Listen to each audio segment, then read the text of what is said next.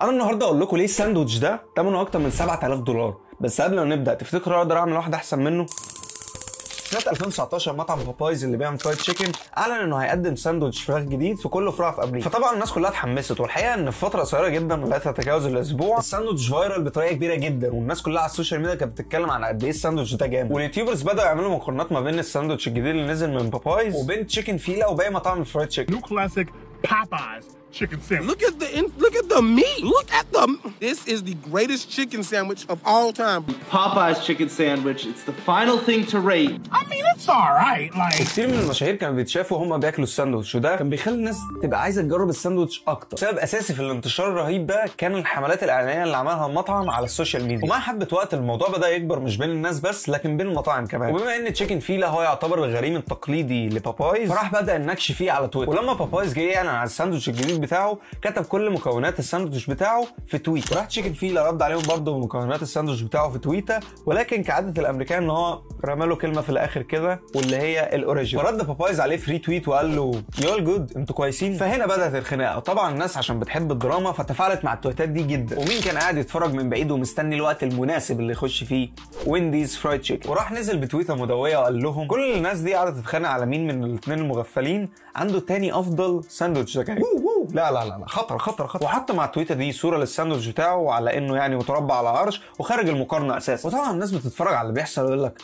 الله بطارين يا ابن الساندوتش اللي عامل القلق ده كله. الناس كلها بقت تروح لاقرب فرع ليها تجيب الساندوتش اللي الناس كلها بتتكلم عليه، واللي ماشي في الشارع جعان يقول لك ايه الطوابير دي كلها ويروح واقف برضه. الناس بدات تنزل صور وفيديوهات للطوابير اللي قدام الفروع، والطوابير بدات تعطل حركه المرور والشوارع بقت مزدحمه. ده غير كمان الاعلام بدا يتكلم عن الموضوع وبدا يعرض فيديوهات عن طوابير العربيات الموجوده عند المطاعم، ولو كل الناس دي مستعده تقف كل الوقت ده عشان تدوق الساندوتش الجديد فاكيد هيكون جامد جدا. طبعا الناس كانت بتفكر كده، وحرفيا اي حاجه كانت بتحصل كانت بتجيب اتنشن اكتر للموضوع، وبسبب تويته مكونه من كلمتين حصل جدل في البلد كلها، وطلع هاشتاج تشيكن وورز، واللي كان بيستخدمه الاف من مستخدمي تويتر عشان يقولوا رايهم في الساندوتش الجديد، واللي كانوا بيقولوا هو فعلا احسن من الباقيين، واللي كان بيثير فضول ناس اكتر انهم يقرروا بنفسهم هل هو فعلا الساندوتش ده احسن من الباقيين ولا لا. ومين اللي كان كسبان في كل ده؟ بابايز. كل ما الجدل يكتر المكسب يزيد، وفي خلال اسبوعين بس من اول ما قدموا الساندوتش يقول لك الساندوتش خلص في كل الفروع. خلص يعني ايه؟ بابايز يعني رسميا في 27 اغسطس عن نفاذ الكميه الموجوده من الساندوتش الجديد على مستوى البلد كلها، واللي كان المفروض على حسب توقعاتهم ان الكميه دي هتكفي لغايه اخر ديسمبر، عشان اوفر عليك الحساب كان المفروض يكفي 4 شهور كمان، واللي فجاه ما بقاش حد عارف يلاقيه في اي مكان. فالناس اللي ما لحقتش تجرب الساندوتش ده كانوا بيحاولوا يلاقوه باي طريقه، وكانوا بيعبروا عن يأسهم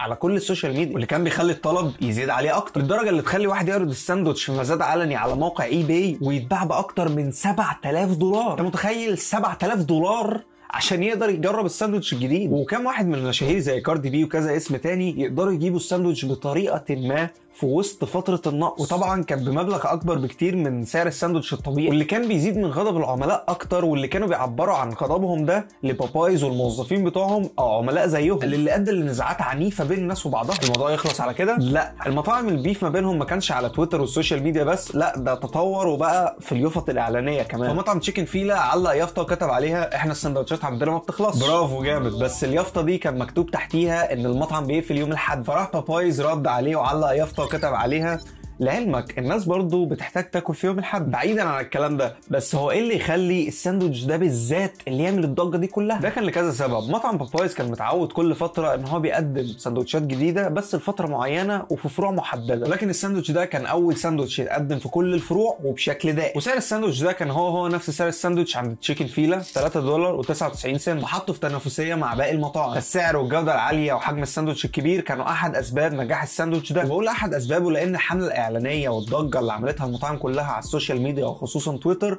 هي كانت سبب نجاح، واللي اتعمل بذكاء جدا من كل المطاعم. حتى بابايز لما اعلنت عن نفاذ كميه الساندوتش وانها بتحاول ترجعه باقصى سرعه، استغلت ده في انها تطلب من الناس ان هم يحملوا الابلكيشن بتاعهم ويشتركوا فيه عشان يوصل لهم نوتيفيكيشن اول ما الساندوتش ينزل تاني. والان مع اللحظه المرتقبه واخيرا I got it. How's that for an art?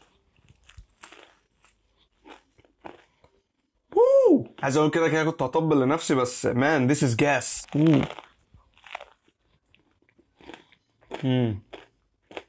كملوا بعد ما خلص. وفي الاخر الناس ما هديتش برضه وفضلوا مستنيين رجوع الساندوتش لغايه 3 نوفمبر، ونزلوا الساندوتش فعلا في اليوم ده، واختاروا اليوم ده بالتحديد عشان يكون يوم حد، لان تشيكن فيلا بيكون قافل في اليوم ده، فمش هيقدر يكون في مساحه للمنافسه. ورجعت الناس تتكلم تاني على السوشيال ميديا وعلى تويتر، بس المره دي عن اخيرا انهم قدروا يجربوا الساندوتش الجديد من بابايز. ولغايه دلوقتي الساندوتش ده عامل نجاح كبير، بس لسه في ناس بتتساءل هل هو فعلا يستحق الضجه دي كلها؟ ولو انت عندك فضول تعرف هل الساندوتش ده الاحسن فيهم فعلا، ف $3.99 هتكون ثمن الاجابه دي. Even when you feel low, you can still go. Even when you feel slow, you can still go. Even when there's no hope, you can still go. I never answer to no, man, I still go. Go, go, go, go.